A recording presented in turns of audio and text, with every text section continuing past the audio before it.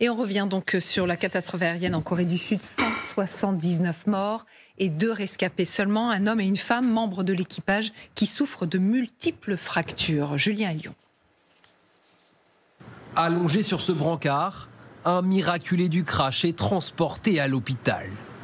Ils ne sont que 2, un homme et une femme, des agents de bord, à avoir survécu. Au secouriste, le rescapé prononce ces mots. Je me suis réveillé et je me suis retrouvé sauvé. Après avoir été extirpés de la queue de cet avion, les 2 survivants sont envoyés en soins intensifs. L'homme de 33 ans souffre de multiples fractures et de nombreuses lacérations.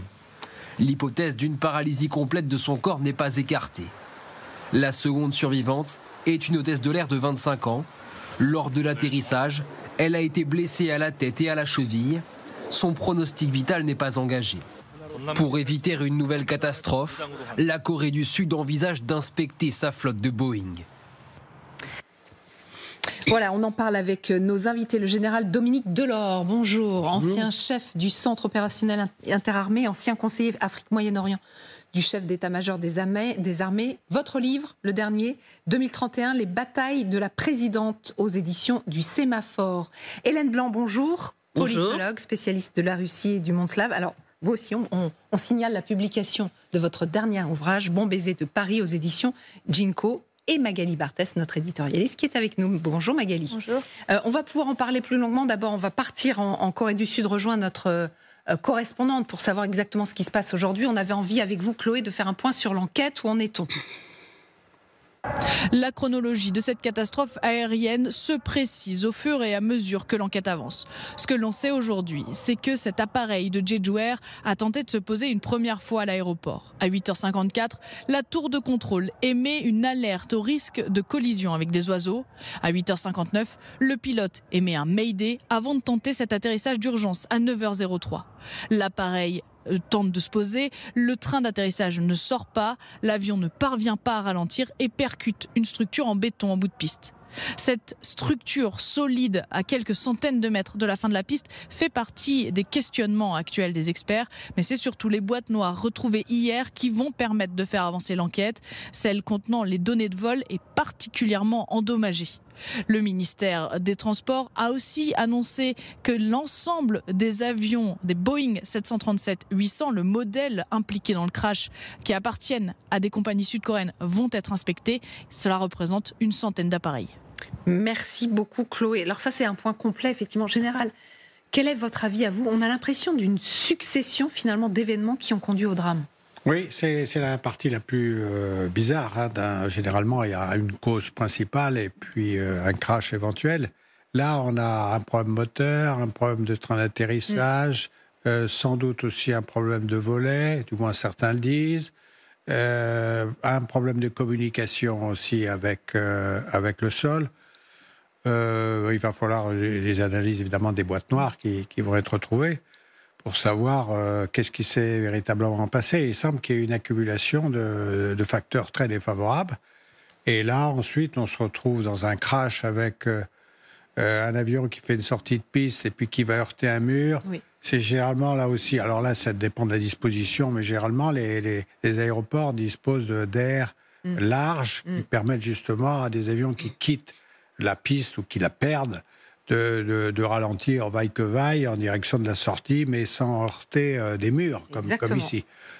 Alors ensuite, qu'est-ce que l'on peut dire ? On peut dire que ceux qui sont tout à fait en queue, au fond de l'avion, ont statistiquement toujours plus de chances de survivre. Bon, alors c'est pas une garantie. Ouais. Mais les statistiques prouvent que ce serait vrai, d'accord. Les fauteuils de première sont toujours devant, hein. Donc ça veut dire que si vous êtes en écho au fond, eh bien vous avez peut-être plus de chances si malheureusement vous faites partie des très rares accidents, parce qu'il faut quand même pas non plus exagérer, des très rares accidents. Rare, ouais. Il y en a eu 2 cette semaine, un par des tirs russes, et donc puis là par une succession d'événements qui méritent d'être étudiés dans le plus grand des détails. Exactement. Parce que Charles Leclerc est également en direct avec nous. Bonjour. Vous êtes pilote de ligne, président de Clair Group. Alors on a besoin aussi de vos lumières, parce que vous avez vu les images comme tout le monde, et peut-être que vous avez vous aussi un avis. Ce qui nous interpelle, c'est que visiblement cet avion-ci avait fait un atterrissage d'urgence il y a 48 heures. Ça veut dire qu'il y avait forcément un problème technique avant ? Alors non, pas du tout. Et d'ailleurs, on n'a pas tout à fait c'est pas très clair cette histoire d'atterrissage d'urgence la veille, puisque en fait, d'autres informations qui nous proviennent expliquent aussi que cet atterrissage en fait il y a 48 heures avant n'était pas un atterrissage d'urgence, mais tout simplement un déroutement de l'avion vers un autre aéroport dû en fait à un passager qui avait fait un malaise. Donc finalement, rien dans l'environnement technique direct de l'avion. Et c'est vrai que les informations qui nous parviennent sont assez conflictuelles les unes avec les autres. Alors, l'appareil, en revanche, aurait percuté des oiseaux en plein vol. C'est évidemment, vous, pilote de ligne, un phénomène que vous connaissez par cœur. C'est visiblement aussi la hantise des pilotes. D'abord, je vous propose de regarder notre sujet, notre reportage, et vous allez pouvoir nous en dire davantage. Donc, on fait un point avec Roxane Sigula. Les pilotes le redoutent tous. Perdre le contrôle de leur avion en percutant des oiseaux. Ces collisions sont-elles fréquentes ? Oui, rien qu'en France, on en recense plus de 700 chaque année. La plupart du temps des dommages mineurs, mais parfois de plus lourdes conséquences. Comme ce jour de janvier 2009 à New York. Alors qu'il a à peine décollé, l'avion heurte un groupe d'oiseaux. Les moteurs tombent en panne, le pilote est contraint d'amérir en urgence. Aucun mort à déplorer. Les moments les plus à risque, le décollage et l'atterrissage. 8 collisions sur 10 ont lieu à moins de 150 mètres du sol. Quel dispositif dans les aéroports ? Celui de Nantes a divisé par 2 le risque de collision avec des volatiles en s'équipant d'une fauconnerie, unique en France.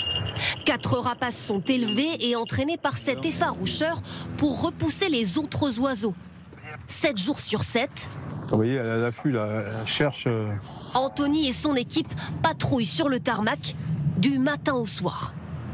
C'est un oiseau de bas vol, c'est-à-dire qui part du point, qui fait un vol à vue et qui va pas très haut dans le ciel et qui va vraiment sur l'oiseau qu'on veut. Pour éloigner les oiseaux, il existe d'autres techniques plus courantes. Les inciter à partir en retirant la végétation, les bassins, mais aussi les effrayer en émettant des sons dérangeants ou en projetant de fortes lumières. Bien en amont, quelles précautions pour les avions eux-mêmes ? Les constructeurs d'avions et les constructeurs de moteurs doivent faire certifier leurs avions, leurs moteurs, pour pouvoir supporter des chocs avec des volatiles. Le moteur doit pouvoir absorber jusqu'à 3 volatiles d'1,5 kg. Lors de la conception de chaque nouveau modèle, des tests sont réalisés sur les ailes, le pare-brise et surtout les réacteurs. Technique utilisée, le canon à poulet, c'est son nom. Des oiseaux morts sont projetés sur l'appareil à plus de 700 km/h. Tous les pilotes sont aussi formés spécifiquement à ces situations à risque. Ils doivent s'exercer chaque année via des simulateurs de vol. Charles Leclerc, quand je disais c'était la hantise des pilotes, c'est vrai ou pas ? Non, c'est pas une hantise parce que ça arrive dans la carrière de chaque pilote de percuter malheureusement des oiseaux. Maintenant, dans la très large majorité des cas, les percussions d'oiseaux vont se faire sur le bord d'attaque des ailes, vont se faire sur le pare-brise, donc en fait ne vont pas avoir de réels dommages sur les performances et sur la poursuite du vol.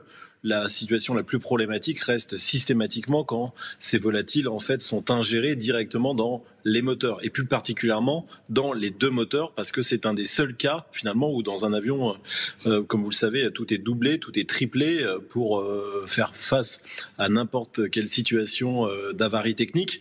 Mais c'est vrai que la rencontre d'une volée d'oiseaux pourrait engendrer le cas le pire en fait quelque part pour un pilote, ça serait l'extinction des 2 moteurs par en fait une ingestion massive d'oiseaux dans l'ensemble de ces moteurs. Et là, en l'occurrence, sur le crash en Corée du Sud, c'est peut-être ce qui aurait pu se produire d'après vous ou pas ?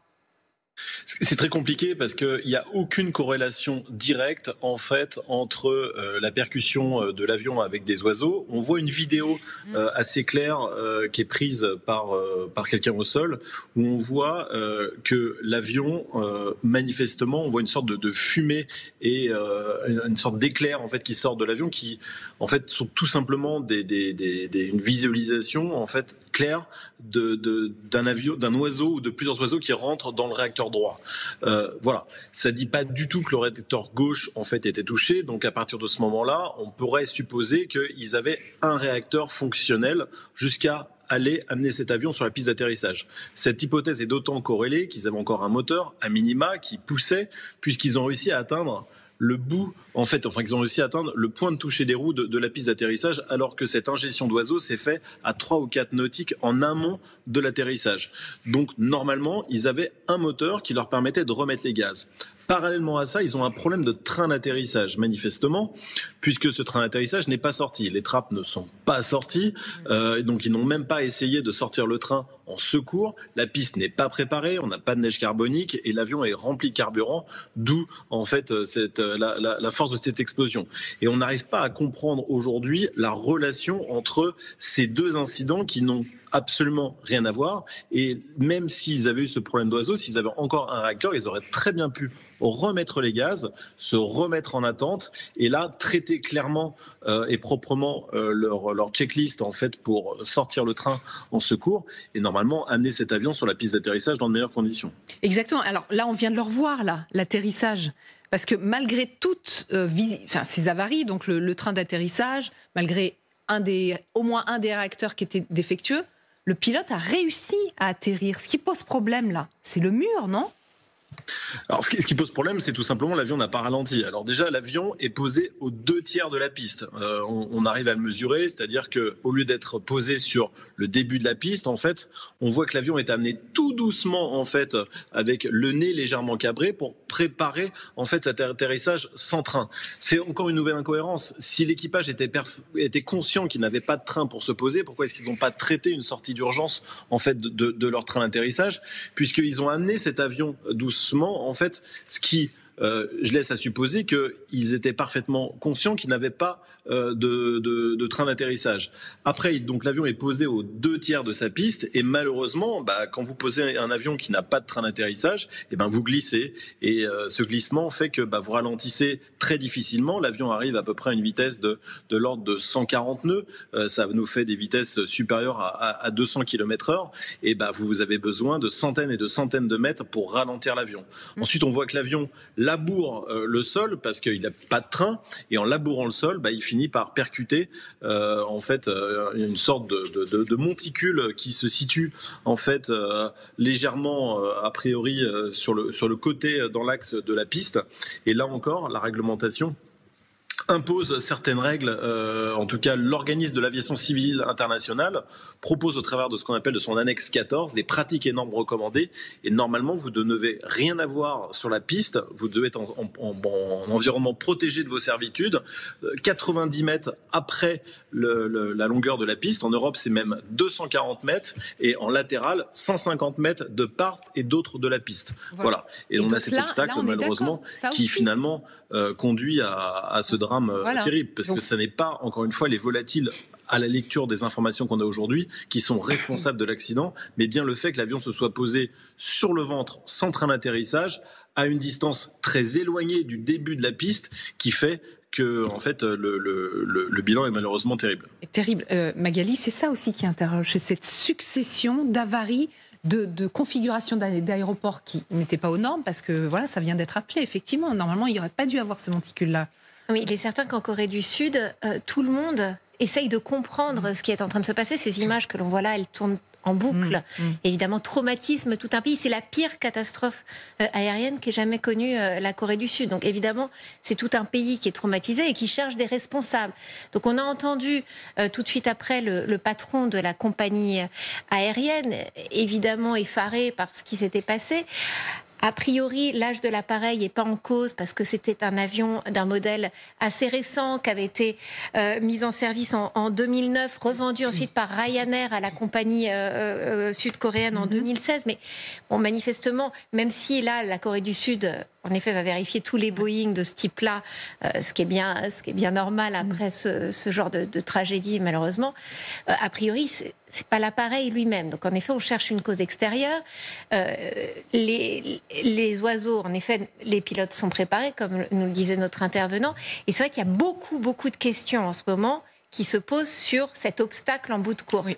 Parce qu'il y a notamment un pilote sud-coréen qui regardait ces images et qui disait, mais moi, à la lumière de ce que je vois, il s'est posé de manière remarquable. Enfin, il n'y a rien à dire. Il avait son train d'atterrissage, il a fait le maximum.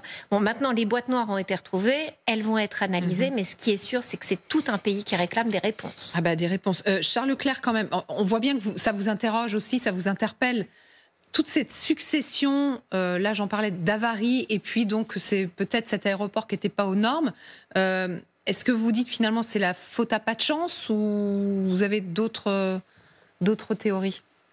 C'est compliqué, il y a plein de scénarios possibles en fait, entre un équipage débordé par la gestion d'une panne moteur qui aurait oublié tout simplement de sortir le train, parce que même si vous avez une alarme dédiée au train, si vous avez des tas d'autres alarmes liées justement à cette panne moteur, l'équipage pourrait être débordé. C'est un scénario quand même peu crédible, mais qu'on est obligé d'envisager. Et d'un autre côté, pourquoi est-ce que l'équipage n'a pas remis des gaz, et pourquoi est-ce que l'équipage, s'ils avaient au moins un moteur en fonctionnement, n'a pas sorti ce train? Après, pour la position en fait de cette butte et de ce mur en béton, il est clair que l'OACI, l'organisme de l'aviation civile internationale, préconise des normes. Mais en préconisant des normes, il laisse la liberté à chaque État, à chaque autorité aéroportuaire de pouvoir positionner son environnement, ses infrastructures dans ses servitudes comme il le souhaite.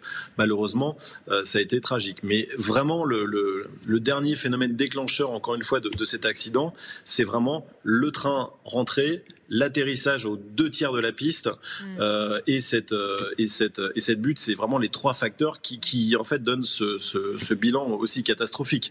Parce que peut-être que si l'atterrissage, même sur le ventre, avait été fait au début de la piste, l'avion se serait très certainement arrêté avant la fin de la piste. La piste fait à peu près 2500 mètres de long, et l'avion a manifestement été posé dans les 500 derniers mètres. Donc ça laisse peu de chance malheureusement au personnel et aux passagers de survivre. Maintenant, même s'il n'y avait pas eu cet obstacle immédiat, vous aviez un deuxième mur derrière, en fait, qui est la protection de l'enceinte de l'établissement, qui doit se situer à peu près 50 à 100 mètres derrière. Donc le bilan va très certainement été aussi lourd quand on voit que l'avion doit rentrer dans le mur à plus de 100 ou 150 km/h. C'est absolument terrible.